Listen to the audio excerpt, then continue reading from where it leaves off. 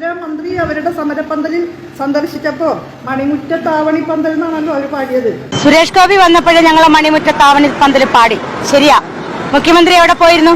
മുഖ്യമന്ത്രി വന്നായിരുന്നെങ്കിലേ ഞങ്ങൾ കള്ളിപ്പെണ്ണെ പാടിക്കൊടുക്കുമായിരുന്നു. ബിന്ദുമന്ത്രി വരുന്നില്ലായിരുന്നോ? ഞങ്ങൾ പറയുമായിരുന്നു തുള്ളി തുള്ളി നടക്കുന്ന കള്ളിപ്പെണ്ണേന്ന് പാടുമായിരുന്നു. ഞങ്ങൾ സുരേഷ് ഗോപി വന്നപ്പോൾ ഞങ്ങൾ അന്തസ്സോട് കൂടി പാടി. ഇനിയും പാടും. ഇനി പാട്ടറിയണമെങ്കിൽ മുഖ്യമന്ത്രിനോട് ഇങ്ങോട്ട് വരാൻ പറ, അല്ലെങ്കിൽ ഈ ശ്രീമതി ബിന്ദു മന്ത്രി ഇങ്ങോട്ട് വരാൻ പറ.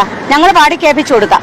ഞങ്ങൾക്ക് നട്ടലുണ്ട്. നട്ടലുള്ളതുകൊണ്ടാണ് ഈ 41 ദിവസം ഈ നിരാഹാരം കിടക്കുന്നത്, അല്ലേ? അല്ലെങ്കിൽ കിടക്കോ? എന്തേ ഈ 41 ദിവസം ഡൽഹിയിലും അവിടെ ഇവിടെയൊക്കെ പോയി ചുറ്റിക്കറങ്ങിയല്ലോ? എന്തേ ഇവിടെ ഈ കാലിന്റെ ചോട്ടിലൊന്നും വന്ന് നോക്കാതിരുന്നേ? അപഹസിച്ച് പറയാനേ ഈ മന്ത്രിക്ക് അറിയാവൂ. മന്ത്രിയെ പഠിപ്പിച്ച സാറല്ല ഞങ്ങളെ പഠിപ്പിച്ചിട്ടുള്ളത്.